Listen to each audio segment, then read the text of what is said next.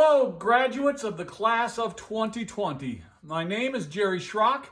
I'm a retired school teacher. I retired back in 2015, and I have created a special commencement address that really is designed just for the graduates of William Mason High School. I'm wearing a mask for a reason.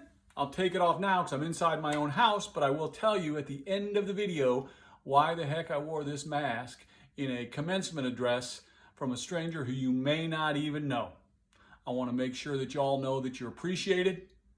I respect you overcoming the obstacles that no class has ever seen before, because this year, as you all know, has been a very unique year for the class of 2020. Enjoy my special video that's designed specifically for the graduates of 2020, targeted to William Mason High School, but I think any graduate can watch this. Enjoy.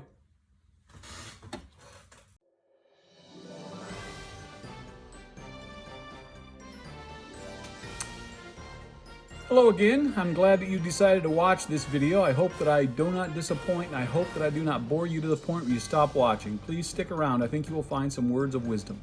I haven't been asked to make this video. I've just decided to do it because I am so impressed by the class of 2020. I'm so impressed with what you have accomplished and you have overcome.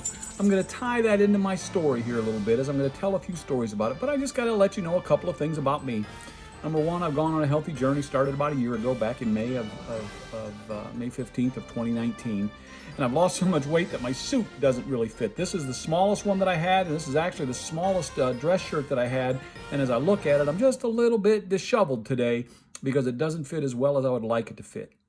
Now, a little bit about me. Back in the day, I got to be honest with you, I was a little bit of a rascal. I also delivered the commencement address at my graduation back in 1980. Yes, if you're delivering a keynote, that means a couple of things. Number one, you might have a little bit of wisdom to share. I was voted in by my classmates back in 1980 to deliver one of the commencement addresses in my commencement speech. And secondly, it means you're old. I've been around a long time. 1980. Back in 1980 was all about dare to be different. I told people in my graduating class, we shouldn't feel like we have to be like everybody else. We shouldn't fit a square peg in a round hole and try to be somebody that we're not. We should be ourselves, and we should grow, and we should experience life and do whatever we can. My address to you today is overcome obstacles. Don't let the chains that bind you, the words where people have put you into that box, don't let them define who you are. You decide for yourself. And I'm going to tell a quick little story, and I will be brief today. I'll try to talk fast, but I'll try to get some things that mean something very much to you. This is a story about a man who was walking through the circus. The circus was in town, in his hometown, and he went by because he loved the elephants, and he saw this great, big, massive, powerful elephant. And it was sitting there, and it was tied up with what looked like a very little string. Now, really, it was just an average-sized rope. But there's no way that that rope should have held that elephant just by being tied around its ankle. So he saw the elephant trainer and he said, "Sir, excuse me, but why on earth does this elephant not try to escape? It's just this little rope that's holding it. He could easily break that." And he says, "Well, we took this elephant when it was very, very small, and we tied this very rope onto it, and all we've really done is kind of loosen a little bit each time when it grows too big for it. But it believed back then, because it was right, it couldn't break that rope. It was too small. But now that it's great big, it still believes that that rope cannot be broken because he try as he may, he couldn't break that when he was a small little weak elephant. But now that he's a great big elephant, he still believes that that rope is too much for him to overcome." Now think about that. We are held back by what people tell us, or maybe what we tell ourselves, what we can't do, what we're not good at, what things are we so bad at that we will never be able to overcome those obstacles.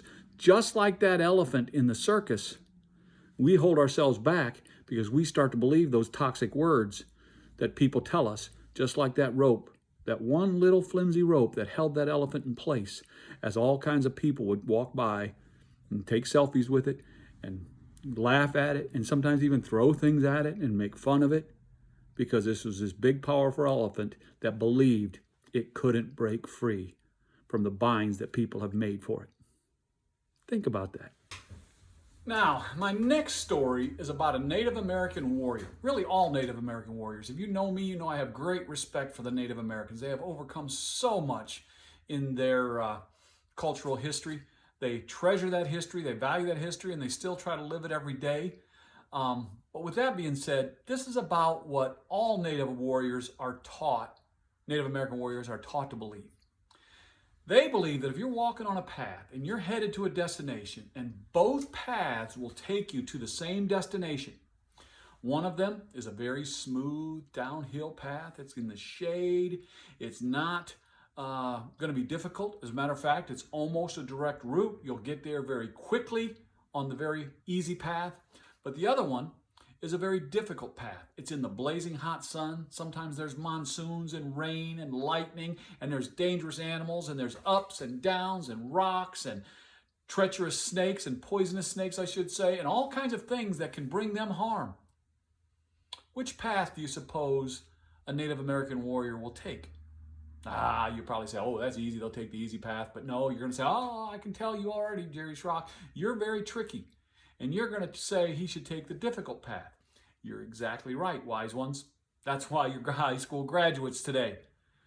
But the thing of it is, why do they take the difficult path?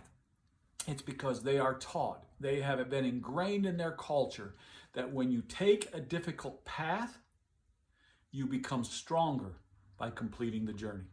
You'll be better when you reach the finish than you were before you started. If you continue to seek the easy ways out, if you continue to seek the simple tasks to try to overcome, anybody can do that. But it takes a true warrior to overcome the difficulties in life. Now that is some wise words for this commencement address today. Some words that I want you to take with you going forward. Because I got news for you, my friends. As you've learned better than anybody for the class of 2020, life is not always fair. Life is not always going to be easy. And it's the challenges in life. It's when you see a difficulty that comes your way. Life throws you a curveball and you're expecting an easy softball. What are you going to do? Are you going to embrace that challenge as an opportunity to get better? Or are you going to cower and say, you know what, I'm just not good enough. I can't do this. I'm just going to sit here at home and wait for better days to come. I'm going to feel woe is me and play your victim card. That's not the graduate of 2020 that went through the coronavirus, the quarantine, the stay at home, all the other things that have happened to you this year that you have overcome. It makes you unique. And guess what? It makes you stronger. Unless you're like that elephant in the last story. If you're like that elephant in the last story and you believe those things that people told you can't do, you can't break that rope. You're stuck here because when you were little and you weren't very good at things and you weren't very strong, you couldn't break this rope. So guess what? When you get bigger, you still can't break the rope because you believe that rope's too strong for you. That's not you. That's not you. You can do anything that you set your mind to it if you believe. If you look at that as an obstacle that will make you stronger once you overcome it. Now think about that. Are those words that define you right now? Or are those things that you still need to work on a little bit to get you where you want to get? Because I guarantee you got hopes and dreams that you've been waiting until you get out of high school to really start battling. There's even some unforeseen things that you haven't seen yet that someday are going to confront you when you least expect it. And you could go into the fetal position and lay on your bed and cry. That's normal. Everybody does that.